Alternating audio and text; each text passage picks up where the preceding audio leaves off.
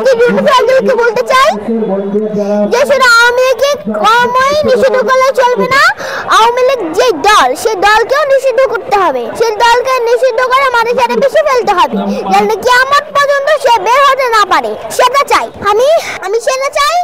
এবং এগুলো সব নিষিদ্ধ করে দেওয়া হয়েছে যেন আওয়ামী লীগ, আমি দলটা নিষিদ্ধ চাই কারণ আওয়ামী লীগ যেন রাজপথে এসে আমাদেরকে যেন বাধা না দিতে পারে, সেটা চাই।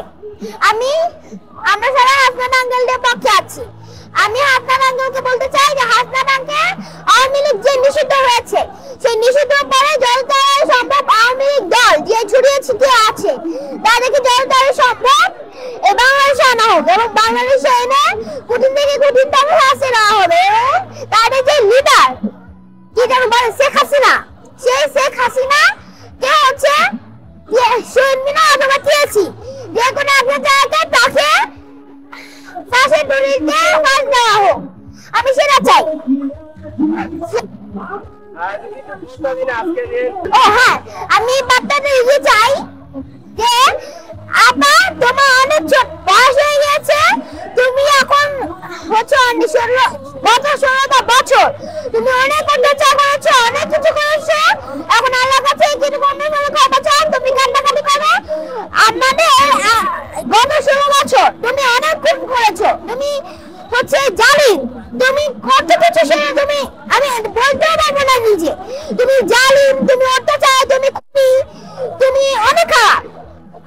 তুমি আল্লাহর কাছে আল্লাহ এই অভিশাপ তুমি কি এরকম ভাবে তো আমাদের কাছ থেকে অভিশাপ নিয়েছো, এখন এই অভিশাপ কিন্তু তোমার কবরে আগুন হয়ে জ্বলবে।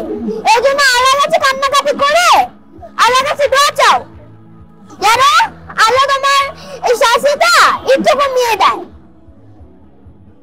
তুমি এখন অনেক বড় বয়স হয়ে গেছো, তুমি আল্লাহর কাছে তওবা করো, আবার ঠিক হয়ে যাও যেন আল্লাহ তোমাকে একটু মাফ করে। এবং তুমি অনেক বড় মানুষ হয়ে গেছো, কখন জানি না তোমাকে আজরাইল চট করে নিয়ে যায়, তুমি যে বাংলাদেশে চট করে আসতে চাও। আর বাংলাদেশে চট করলে আসলে তো আমি তোমাকে অনেকবারই বলেছি যে তোমার হচ্ছে শহীদ মিনার অথবা টিএসসি যে কোনো একটা জায়গায় প্রকাশ্যে ফাঁসি হবে। এখন তোমার নাম, তুমি এত অত্যাচার করেছো, তুমি এত জালিম যে তোমার নাম শুনলে এখন সবাই থুতু ফেলে, এখন ছি করে।